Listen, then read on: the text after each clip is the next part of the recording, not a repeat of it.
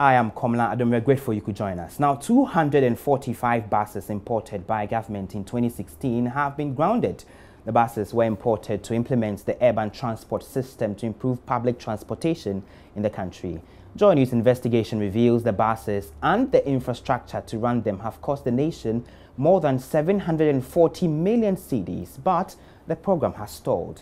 In the second part of the investigative series titled Grounded Wheels, Manasseh Azriawene reveals the government deviated from the implementation plan of a project which was designed with support from the World Bank. There's more in this report. In 2007, the government of Ghana, acting on the World Bank report, initiated the urban transport project to build a more decent public transport system in the urban centers. Samson Jamra has been part of the project since 2008. The objectives of the project was to improve mobility in areas of the participating MFDAs. Then the participating MFDAs were in Gama and then in Kumasi and Ejiso. And then again, it was also to shift into more environmentally sustainable transport modes and lower transport-related greenhouse gases emissions along the pilot BRT corridor in Accra. The then pilot BRT corridor was the Kaswa through Kanishi to the CBD corridor. Once we started with the implementation, the pilot was shifted from the Kaswa to CBD to Amasaman through Achimota to Kwame Nkrumah Circle to CBD. This was because it was easier to implement the infrastructure on the new corridor than the originally chosen corridor.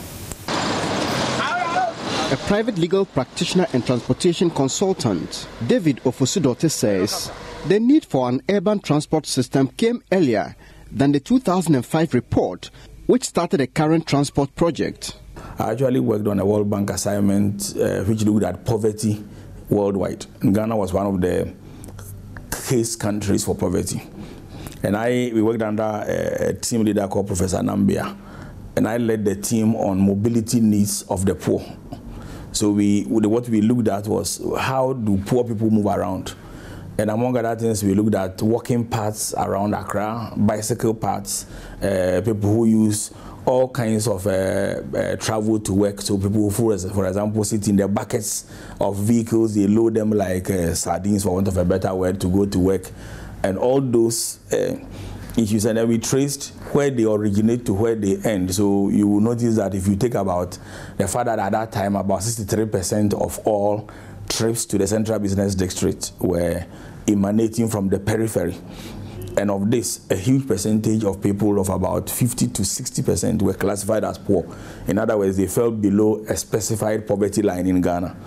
So these things originated from some of these studies way back in the early 90s. I think we ended that study in 95 or so, if I recall.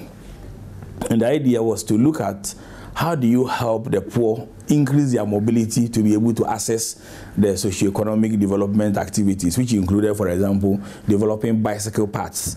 So if you look at from Nima all the way to Accra, to Accra Central, there's a 50-kilometer network of bicycle paths there, which people don't see because people park on their bicycle paths. So it was one of the interventions.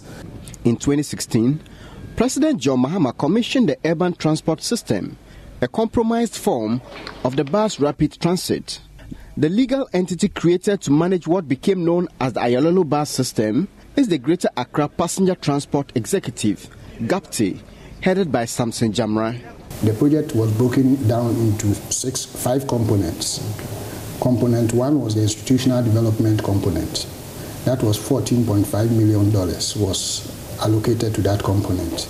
Component 2 is the traffic engineering, management and safety component, which had $31 million allocated to it. Component 3 was the bus rapid transit system, which had $46 million allocated to it. Then we have a component 4 that talks about integration of land development and transport planning, having an allocation of $2 million.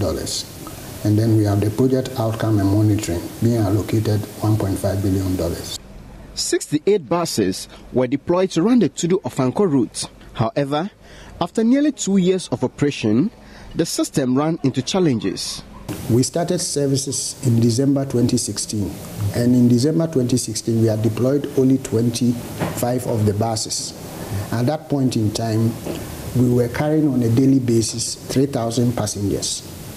But we grew the business up until somewhere towards the third and final quarter of 2017, where we were carrying at least 11,000 passengers on a daily basis on the corridor.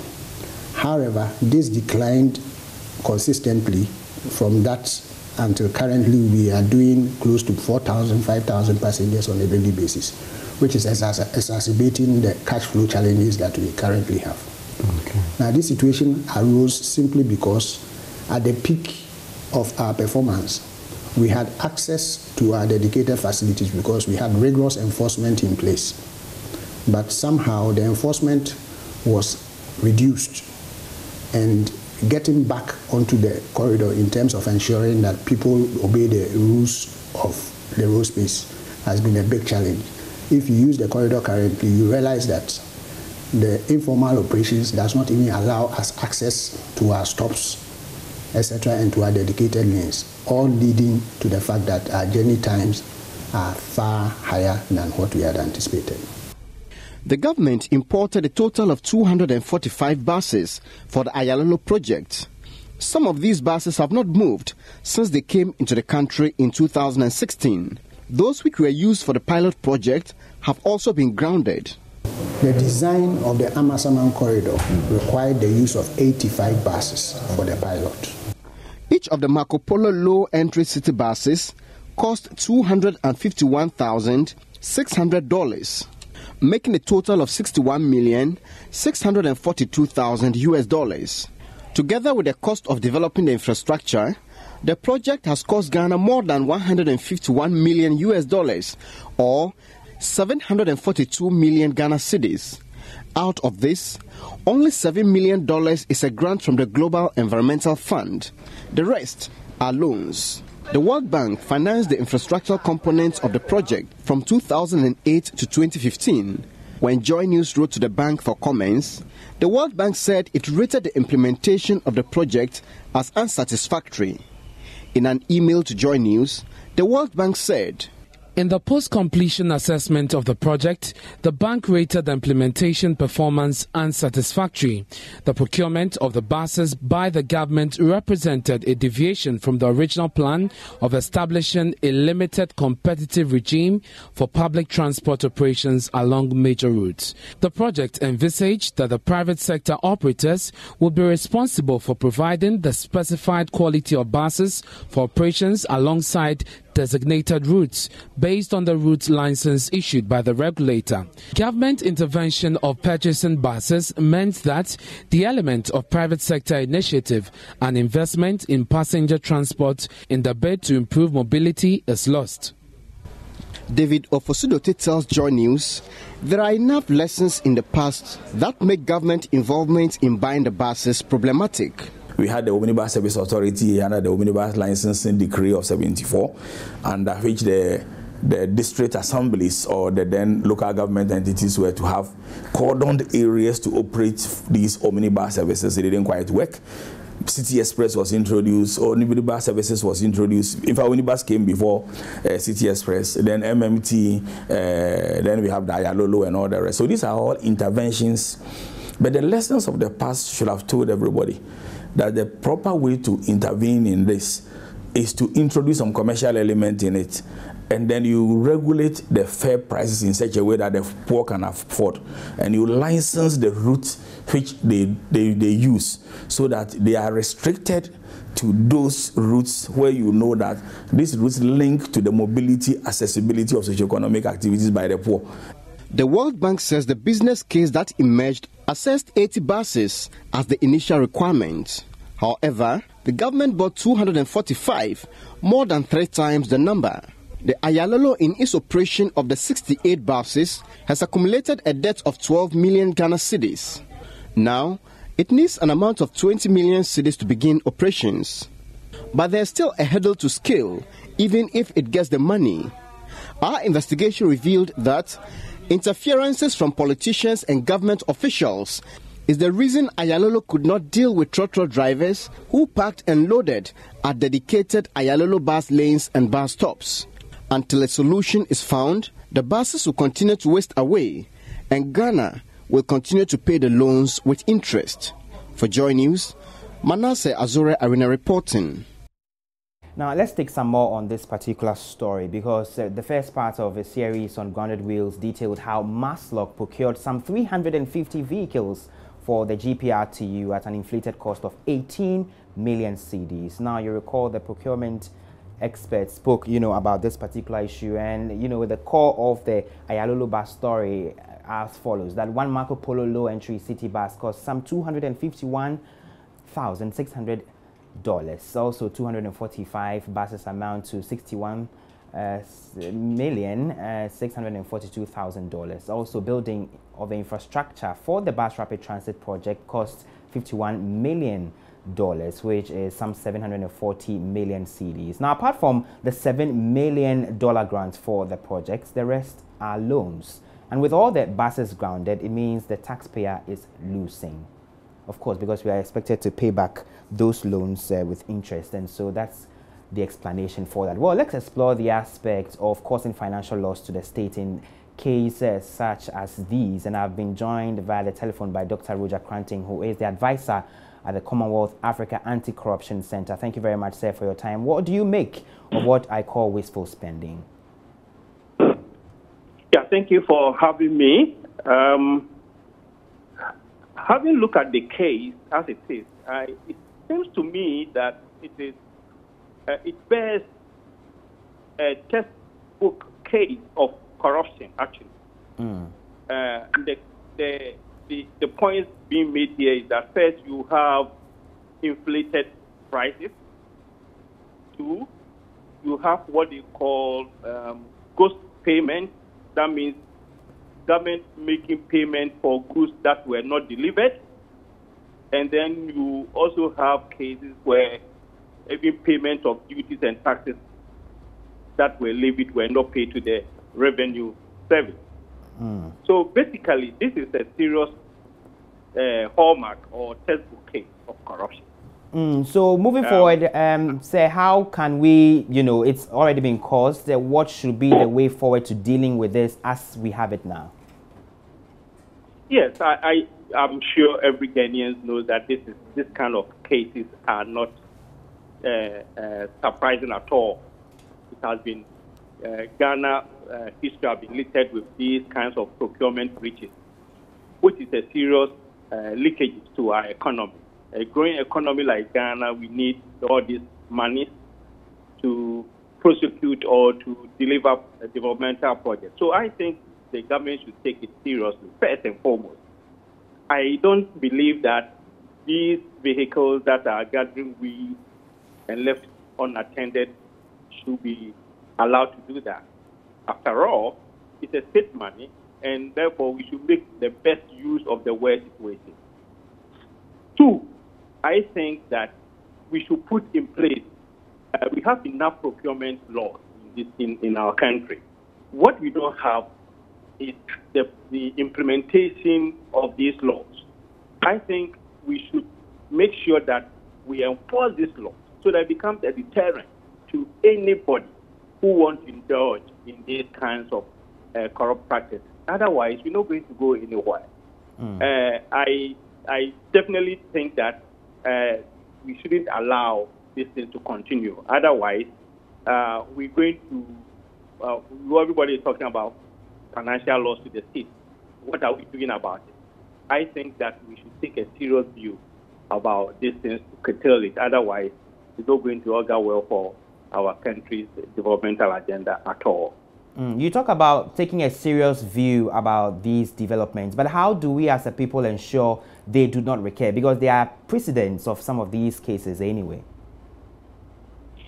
Yes, and because of no action, that's why it continues.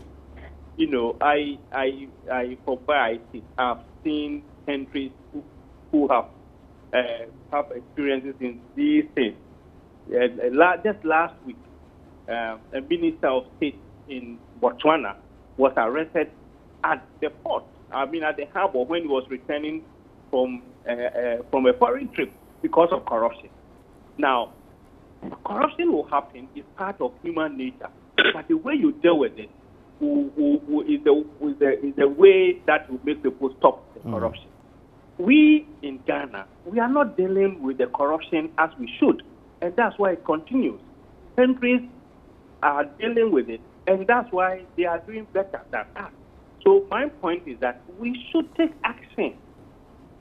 Otherwise we'll continue, as you say, continue to do this and continue to wallow in corruption now and for the future, unless we take a bold decision and stop this. It becomes something that nobody would like to be part of. But now it becomes beneficial for anybody to be corrupt because we're not going to take any serious action. So that is the case we have now. And would you recommend prosecution, for example, or you figure that the retrieval of the misappropriated funds is enough? You see, prosecution is okay, but it doesn't stop the whole thing. I think the whole world is moving towards prevention, really. Putting in place, you see, the problem I have is that we have all this in our law book. Putting in place this procurement committee, making sure that procurement regulations are enforced and all that to prevent it from happening. Because if you don't prevent it and it happens, it becomes very difficult for you to retrieve it. As we have all these cards, gathering with, because you have to go to court, you have to show it as an exhibit. And therefore, it becomes very difficult. I think we should rather focus on prevention, making sure that the institutions, the procurement authority, and all the institutions are working to make sure that this thing doesn't happen. Otherwise, we're going to have series of this every now and then. So that is what prosecution, yes, but prosecution is also always post-mortem. It's a good point to prosecute, but it's better to prevent. All right, many thanks to you, Dr. Roger Cranton. He's with the Commonwealth Anti-Corruption Center there. But we still stay on this investigative story a while longer because Stephen Amwa, who is the Maslock CEO, has justified why government paid $13 million, being cost of some 350 vehicles purchased under the erstwhile Mahama administration at an inflated cost. Speaking to JoyNews after the investigative report was aired on Tuesday, Ms. Amwa explained the decision to pay the car company was because the Attorney General advised them to do so. Anybody had interest in terms of monetary or financial, why will you go ahead and even allow the issue to go to court? Two, we're not so stupid. Does a professor mean that if a company, two companies signs a contract, one to purchase number of items from the other, agreed on a figure and signed, and then the management of the company that is supposed to purchase those items hand over the company to another management, and the contract is binding, the new management is not supposed to pay? Is that what my professor is telling me as a young man? Please. I don't think it's everybody that is in politics that is interested in corruption. And it's unfair to say that a government that is claiming to protect government purse is very unfortunate. There was I'm not a legal practitioner, but this is the note from Attorney General's outfit that the contract was valid and that we should go ahead and pay. It's here. Read it. Maslock entered into a valid contract with the two companies involved. The companies have delivered the vehicles and Maslock has taken possession of same. Maslock has failed and or refused to make payments to the companies involved in accordance with the provisions of the contract signed. Taking custody of the cars was done by the NDC regime, my predecessor. Signing the contract that is binding us today as a government to avoid any so-called judgment debt, that the same people would think we plan to do judgment debt and there was something fishy, was done by the NDC government, not us. So what are they talking about? There are genuine people in this country that want to help sacrifice everything they have for Ghana. And none of these people are praised. It's not everybody that is in politics that is corrupt. I'm not saying I'm perfect, but the fact of the matter is that The NDC, that under their regime, they have increased one bus by about $30,000. This huge amount is not an issue to be giving the profound attention that we need as a people. Rather, somebody that a contract is binding his government or organization, that there could be judgment that the buses could have gone so bad or rotten, and then the same cost could have been quadrupled. After making this decision, picking the right alternative to mitigate the cost that we might have incurred as a government, our praise is that those who have inflated these figures by $30,000 each is not an issue. Please, I want to tell my professor again that there is nothing fishy. They signed a valid contract. The bone of contention was about the price of the cars. For one good year, we were renegotiating with the suppliers because they don't care. At least they have sold to you at a price that you have signed that you're going to pay them. You perform your part of the obligation. They had supplied the cars. What have we done? For 1 year, they even reduced. In fact, I'll bring the documents to you. And for others to say that NDC government signed the contract, but they didn't pay, we have come to pay. I can tell them the finance minister then had signed and given orders that they should pay about 37 million out of over 60 million amount, total amount. On the faith, the actual contract was signed on the faith. If they care to know, please, people should look for the right pieces of information, the right data, and avoid making arbitrary decisions, and they're introducing arbitrariness in the components of their information they are giving out.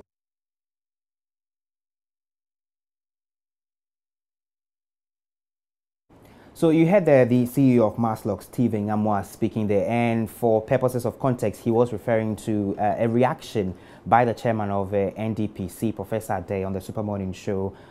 He had some issues with the payments. He said, you know, the company shouldn't have made the payments anyway, and there was something fishy about this whole transaction. And so those were the concerns the Maslock CEO was responding to in that particular soundbite. So the first part of a series, Grounded Wheels, detailed how Maslock procured some 350 vehicles for the GPRTU at an inflated cost of 18 million cedis. Now, you recall, a procurement expert we spoke to suggested the buses be given to institutions that need them using the right procurement procedures. We have been engaging the public on what should be done with the vehicles parked at the National Security Yard here in Accra, and here are their thoughts.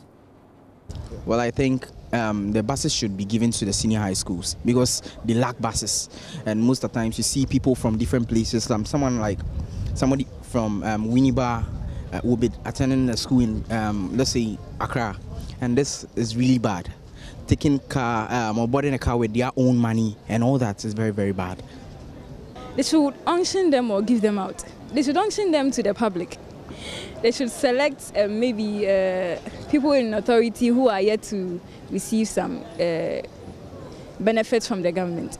Well, we are having a bit of transport problem in the nation now. You hear drivers going on strike, and sometimes the transport fare is going up. For students like me, I think maybe they should put those trucks or those vehicles, they should put it to good use. The government should try and then look at the system right now and find something really effective that they can put it into. Because it being there, it's been bought with money, and it's our money. I don't pay tax though, but I'm sure the petty things, but yeah, so it's our money. So they should find something to do with it. They should sit down, they are the experts, so they should look at the economy and find something that they can put this trust to for our benefits. Okay, so that one, I think that a lot of people need jobs. And even that one, we need drivers and students or schools. It can be distributed to the various schools for bus to be used at buses for maybe for the SRC, for inter-schools competition and all those stuff. So I think that it will help some schools and even some institutions in transportation and all those.